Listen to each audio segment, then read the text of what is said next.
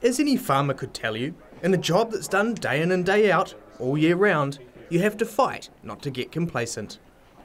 And that's the idea behind the Foundation for Arable Research's conference at the University of Waikato this week, which is about pushing farmers to keep striving. At this conference we aim to make sure that farmers are getting the latest information on a range of things that are happening in the maize industry and in other cropping industries, and also to challenge them and make them think about where they're going. And so part of today was saying, what are the markets going to be? What are the opportunities for our industry going forward, and how are we going to ensure that we're growing the right products in the right ways to meet the demands in the future? Mr Pike believes the industry needs to grow more high quality grains for domestic consumption and achieve this through consumer and farmer information programs. In the North Island particularly, most of the bread that people eat is made from Australian flours, when we can grow exactly the same things in New Zealand and grow it very well.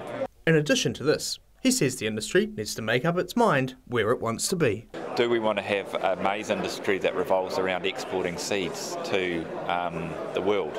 We produce really high quality seed. How are we going to get to export seed to the world? Another big issue facing the sector is how can it create stronger synergies with the dairy industry. It's an issue Primary Industries Minister David Carter feels strongly about. I think there's an opportunity for the dairy sector and the arable sector to work a lot more closely together, particularly around the provision of supplementary feed to a dairy industry. There's also the opportunity to look at a small amount of arable activity within a dairy farm in an attempt to control some nitrogen and nutrient leaching issues. So that work's underway, and I congratulate the two industries for working together.